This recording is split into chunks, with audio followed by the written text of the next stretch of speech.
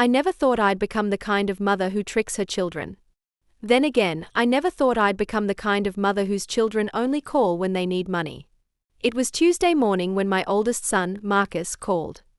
The moment I saw his name flash across my phone screen, I knew exactly what was coming. Not, "Hey Mom, how are you feeling after your surgery?" Not, "Mom, I was thinking about that story you told us about Grandma." Just, "Hey Mom, I hate to ask, but I'm in a bit of a financial bind." I sat at my kitchen table, staring at the steam rising from my coffee mug. The same table where I'd fed these children for 18 years each. The same kitchen where I'd packed thousands of lunches, kissed countless scraped knees, and later, wrote check after check for college textbooks, first apartment security deposits, and car repairs. "What is it this time, Marcus?"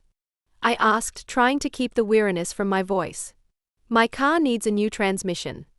They're saying about $3,800. I've got some of it saved, but I'm still short about $2,000. I closed my eyes. 2 months ago, it had been Leah needing help with her rent after splurging on a vacation to Bali that filled my Instagram feed with beach selfies.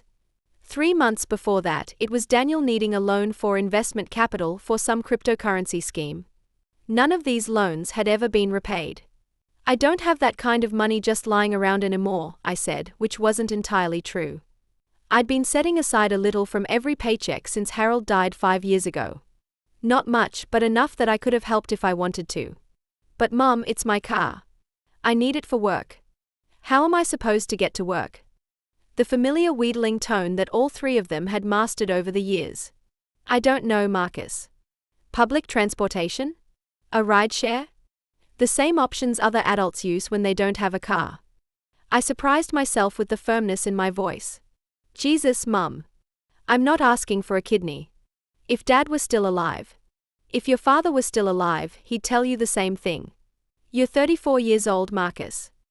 The call ended with him hanging up on me, something that would have been unthinkable when he was younger. I sat at the kitchen table long after my coffee had gone cold, scrolling through my phone calendar. Empty squares stared back at me, interrupted only by doctor's appointments and the monthly book club I joined last year. I tried to remember the last time any of my children had visited without wanting something. Daniel lived 40 minutes away but couldn't manage to drop by for my birthday last month.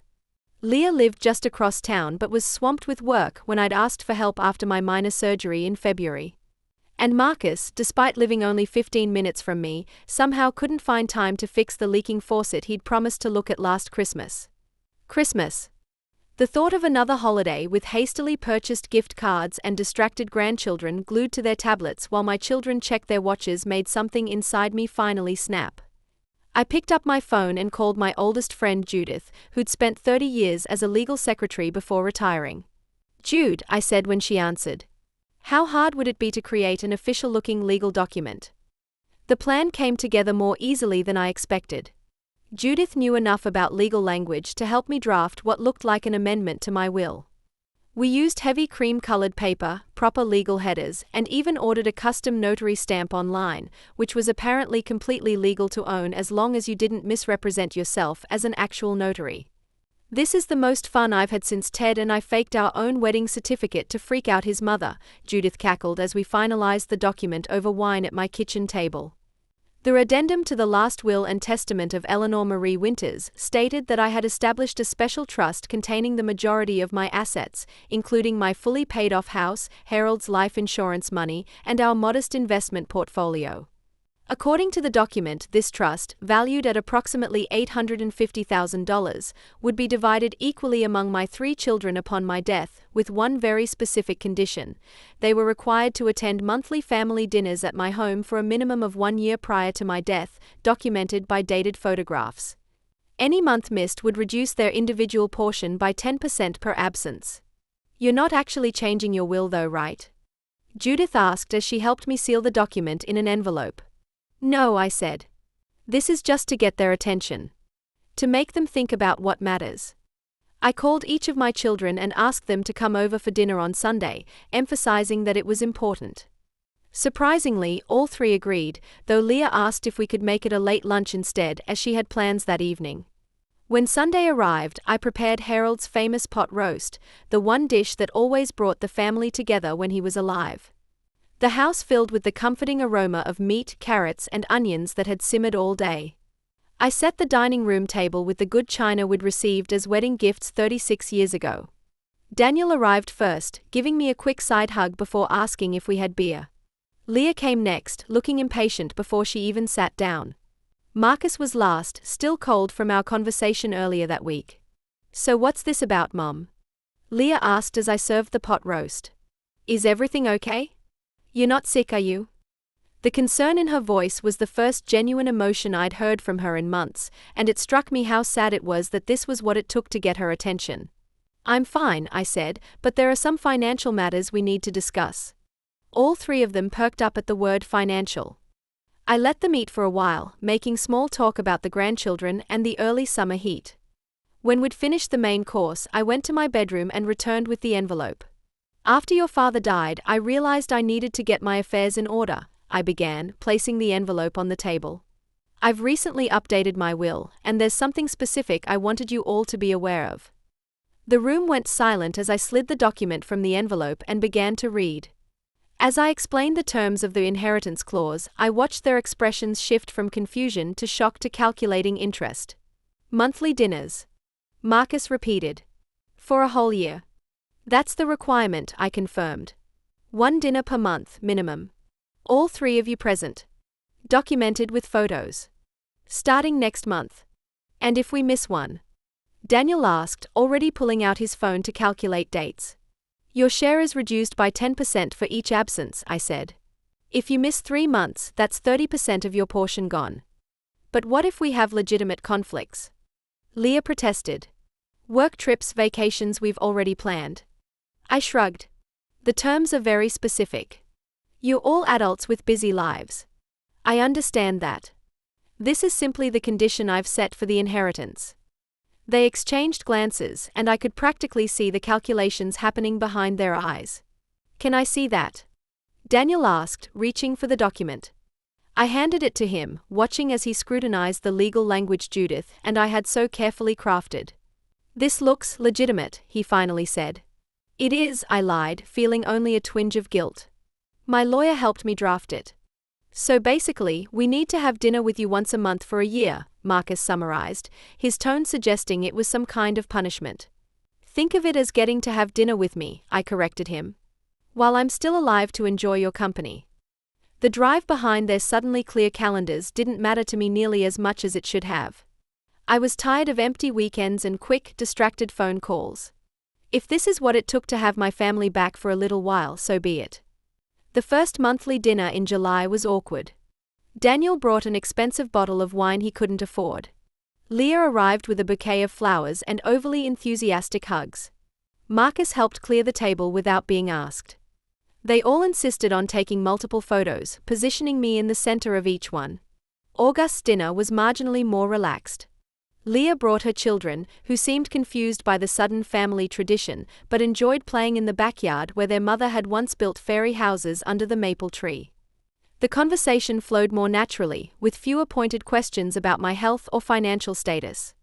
By September, something unexpected started happening. Daniel called midweek to ask for my lasagna recipe, claiming he wanted to impress a date. Leah stopped by on a random Tuesday to drop off tomatoes from her garden. Marcus finally fixed the leaking faucet, showing up unannounced on a Saturday morning with a toolkit and a coffee for me. October's dinner coincided with my birthday. For the first time in years, all three children coordinated to get me a gift they'd clearly put thought into, a cooking class series I'd mentioned wanting to try. We laughed over old family stories, and I noticed they were taking photos long after the required documentation had been captured. November brought Thanksgiving, and instead of their usual practice of splitting up to attend friends' gatherings or in-laws celebrations, all three came to my house. They each contributed dishes, argued good-naturedly about football, and stayed late into the evening looking through old photo albums. As December approached and with it our 6th monthly dinner, I began to feel the weight of my deception. The connection I'd wanted was happening, but it was built on a lie. The Christmas dinner would mark the halfway point of my fabricated requirement, and I found myself dreading the moment when I would eventually have to tell them the truth. The night of our Christmas gathering, my house was filled with the sounds I'd missed for so many years. Grandchildren's laughter. My children's voices overlapping as they debated politics and sports. The clinking of glasses and the scraping of chairs. As I placed the ham on the dining table, I looked around at their faces, familiar and dear and finally present, and knew I couldn't continue the charade. Before we eat, I said, there's something I need to tell you all. Their expressions immediately shifted to concern. You're not sick, are you? Leah asked, the same question she'd posed 6 months earlier, but now with genuine worry. No, nothing like that, I assured them. It's about the inheritance clause. They exchanged glances as I sat down at the head of the table. There is no clause, I said simply. There is no special requirement in my will. I made it up. Silence fell across the table. Marcus was the first to speak. What do you mean you made it up? I took a deep breath. The document isn't real. There's no 10% penalty. No required monthly dinners. I do have a will, and yes, you three will inherit what I have when I'm gone, but there are no special conditions. But why would you lie about that? Daniel asked, his brow furrowed. Because for years, the only time any of you called or visited was when you needed money, I said, my voice steady despite the pounding in my chest. I was tired of being an ATM instead of a mother. I wanted to see if having a financial incentive would bring you back into my life. Leah's face flushed red. So this was some kind of test? To see if we only care about your money. No, I said. It was a desperate attempt by a lonely woman to have dinner with her children more than once a year.